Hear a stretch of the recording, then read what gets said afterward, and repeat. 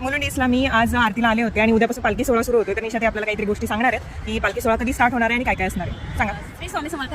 आता पालखी सोहळ्याची थोडीशी माहिती सांगते. शनिवार आहे, म्हणजे 16 डिसेंबर आहे. पालखी निघाल्यानंतर आपण स्टेशनला जाणार आहोत. स्टेशन नंतर पामेकरमधून गव्हाणपाड्याला येणार आहे आणि गव्हाणपाड्यातून माडा कॉलनीमध्ये येणार आहे संध्याकाळी. तर आणि नंतर माडा कॉलनीतून परत आपल्या स्वामींच्या केंद्रामध्ये पालखी येणार आहे. तर ही असे पालखीचं नियोजन आहे. बरोबर 4 वाजता पालखी इथून निघणार आहे. तर मुलुंड हायवेवरून आल्यानंतर हायवेच्या आतमध्ये एक गेट दिसतं, तिथे स्वामींचा मठ दिसतो. तर तुम्हाला यायचं असेल तर मुलुंड ईस्ट मोरिया तलाव म्हणजे गणेश विसर्जन तलाव आहे, त्याच्याच बाजूला आपलं दिंडोरी गणेश सेवा केंद्र मुलुंड पूर्वमध्ये हे मठ आहे. जर तुम्हाला यायचं असेल तर नक्की पालखी सोहळ्यामध्ये सहभागी व्हा. आणि गुरुचरित्र पारायण 7 दिवसाचं 20 तारखेपासून 27 पर्यंत आहे. तर गुरुचरित्र पारायणाला जर बसायचं असेल तर बाकीच्याही सेवा आहेत. गुरुचरित्र करायचं नसेल तर बाकीच्या सेवा आहेत, त्या सुद्धा तुम्ही अटेंड करू शकता.